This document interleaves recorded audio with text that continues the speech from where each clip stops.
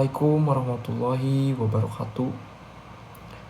Izin memperkenalkan diri, Taruna Madya Politeknik Ilmu Pemasyarakatan Angkatan 55. Nama Sultan Alif Hisyam, STB 4366, Prodi Manajemen Pemasyarakatan kelas A. Untuk memenuhi ujian akhir semester perlindungan anak, saya mengambil tema mengenai pelayanan pembinaan anak di APK. Sebelum saya melanjutkan ke dalam materi yang saya sampaikan, kita perlu mengetahui apa sih APK itu. Dalam Peraturan Menteri Hukum dan Hak Asasi Manusia Republik Indonesia Nomor 18 Tahun 2015 tentang organisasi dan tata kerja Lembaga Pembinaan Khusus Anak, yang dimaksud dengan Lembaga Pembinaan Khusus Anak yang biasa kita singkat dengan LPK adalah lembaga atau tempat anak menjalani masa pidananya.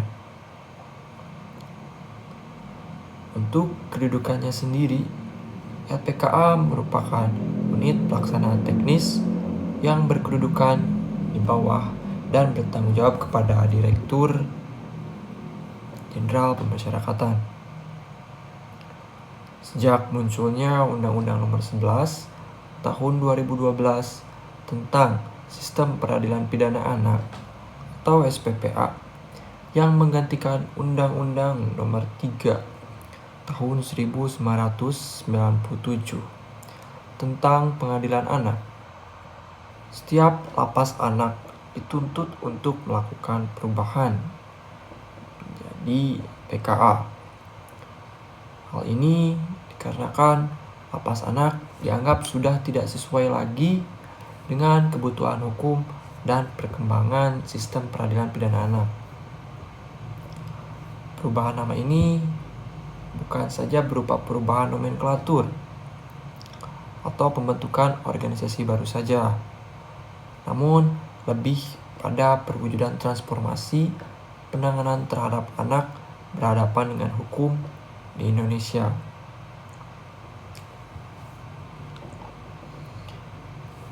APKA memiliki tugas melaksanakan pembinaan terhadap anak didik pemasyarakatan. Untuk melaksanakan tugas sebagaimana dimaksud dalam pasal 3, LPKA menyelenggarakan beberapa fungsi, yaitu registrasi dan klasifikasi. Itu dimulai dari penerimaan, pencatatan baik secara manual maupun elektronik, penilaian, klasifikasian, dan perencanaan program. Kedua, ada pembinaan yang meliputi pendidikan, pengasuhan, pengentasan, dan pelatihan keterampilan. Ketiga, ada perawatan yang meliputi pelayanan makanan, minuman, dan pendistribusian perlengkapan dan pelayanan kesehatan. Keempat, ada pengawasan dan penegakan disiplin, yaitu meliputi administrasi pengawasan, pencegahan, dan penegakan disiplin, serta pengelolaan pengaduan. Dan yang kelima, ada pengelolaan urusan umum yang meliputi urusan kepegawaian, tata usaha, penyusunan rencana, pengelolaan urusan keuangan, serta perlengkapan dari rumah tangga. Pada umumnya, prinsip perlakuan dan pembinaan bagi anak didik pemasyarakatan merupakan suatu proses yang terintegrasi, berkesinambungan, dan terus-menerus sejak tahap pra-adjudikasi, adjudikasi, dan pos-adjudikasi, di mana pada setiap tahapan ini anak akan didampingi oleh seorang pembimbing kemasyarakatan atau PK yang bertugas melakukan pendampingan, pembimbingan, serta pengawasan termasuk menentukan program pembinaan yang sesuai bagi anak berdasarkan hasil penelitian kemasyarakatan atau litmas. Pembinaan di LPKA dilaksanakan sampai anak berumur 18 tahun. Setiap anak wajib mengikuti dan menjalankan proses pembinaan yang telah disusun bagi mereka. Adapun jenis-jenis pembinaan di LPKA adalah sebagai berikut.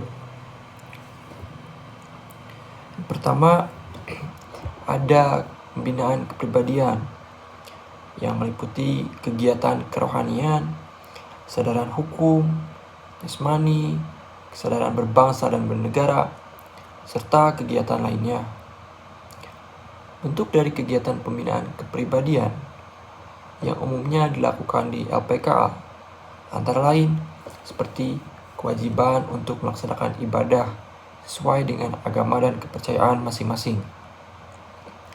Misalnya seperti sholat 5 waktu, mengaji bagi yang beragama Islam, penyuluhan hukum, mengikuti kegiatan upacara bendera, perayaan hari besar keagamaan, dan sebagainya.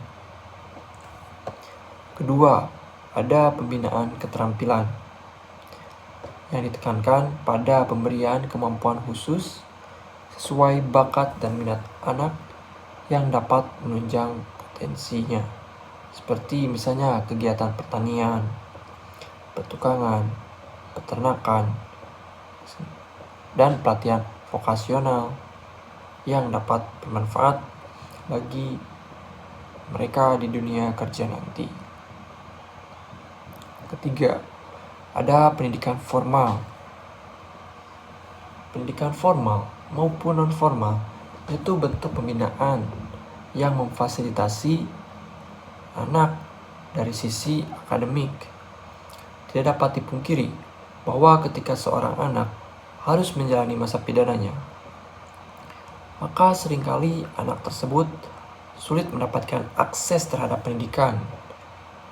Oleh karena itu, fungsi dari LPK ini harus dapat memastikan bahwa setiap anak mendapatkan haknya akan pendidikan, baik berupa sekolah formal yang dapat bekerja sama dengan sekolah tertentu, maupun pendidikan non-formal berupa kejar paket melalui kerjasama dan lembaga yang terkait. Setelah itu, ada hak-hak anak.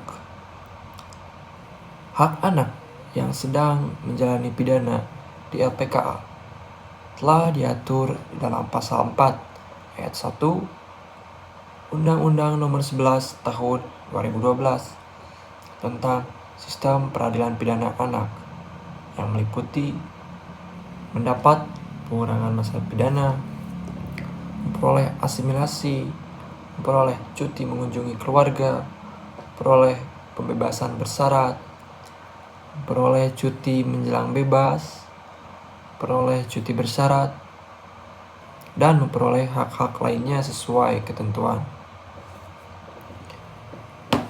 Hak sebagaimana dimaksud tersebut dapat diberikan kepada anak yang dinilai telah memenuhi persyaratan, baik secara administratif maupun substantif, sebagaimana yang diatur dalam peraturan perundang-undangan.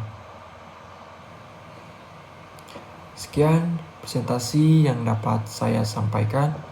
Mohon maaf bila ada kekurangan. Billahi taufiq wal hidayah.